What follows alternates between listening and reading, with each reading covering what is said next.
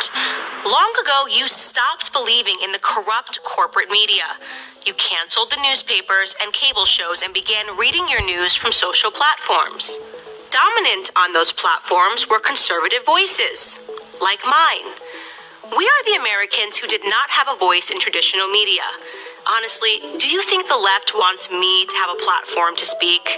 But I can have a voice. Here, on my own social platforms. I can be heard. That freedom infuriates the left, who used to own complete control over our information. So they hatched a plan to silence me and all of us conservatives. And Facebook is paying them for it. Here is how it works. In 2016, hysterical liberals had to find someone to blame for their humiliating loss to Donald Trump. In their minds, they could not possibly have lost due to their own horrendous candidates or policies or their own failing message, so they attacked the one thing that they did not have total control over: social media companies. They applied extreme pressure to silence or censor fake news, which was just a fancy way of saying news that they don't like. Facebook bent to that pressure and created a fact-checker network with godlike powers over all of us. Here is how Facebook fact-checking works. A website you have never heard of, run by partisan beta leftists, stalk the pages of your favorite conservative personalities. Whenever we say anything they disagree with, these fact-checkers write a vicious partisan hit piece. Then they harass us and our audience by slapping hazardous warning labels on what we have posted. Many times, those labels say missing context or disputed. Yes, thanks, Facebook. Every political argument in America is disputed. Every argument is indeed missing some context. But the insanity continues. These hack checkers, as I like to call them, would be just an annoyance, but Facebook gives them the ability to destroy the reach of our content, so we cannot communicate with you.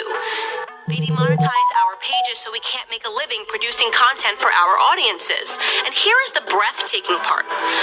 Most of these fact checks are pure partisan bile. They're false, fake, untrue. But there is no recourse for your favorite conservative creators. We are held at gunpoint by these partisan hacks, and Facebook is giving them the gun.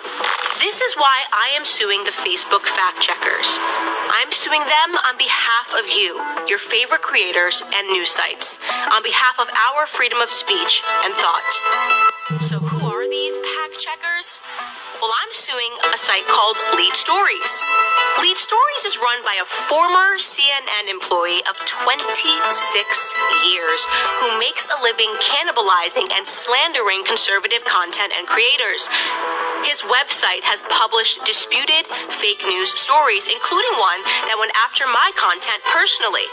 And so I'm going after him personally. Here is an important question.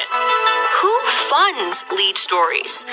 According to their own masthead, Lead Stories is funded by Facebook and Google, along with ByteDance.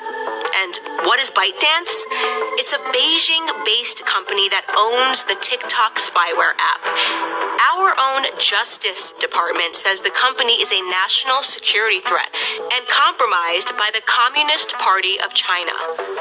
Facebook, then, is paying for fact-checkers funded by an arm of the Communist Party of China to censor my content here in America. The Communist Party of China has more say over my content than the First Amendment. This is insanity. It's un-American. It's dangerous. And it needs to stop. This is why I am fighting. Our freedoms are at stake. Our movement is at stake. We know these battles are taking place all over the world. Do you wish to support me in my efforts against these hack checkers? Well, the easiest thing you can do right now is share this video.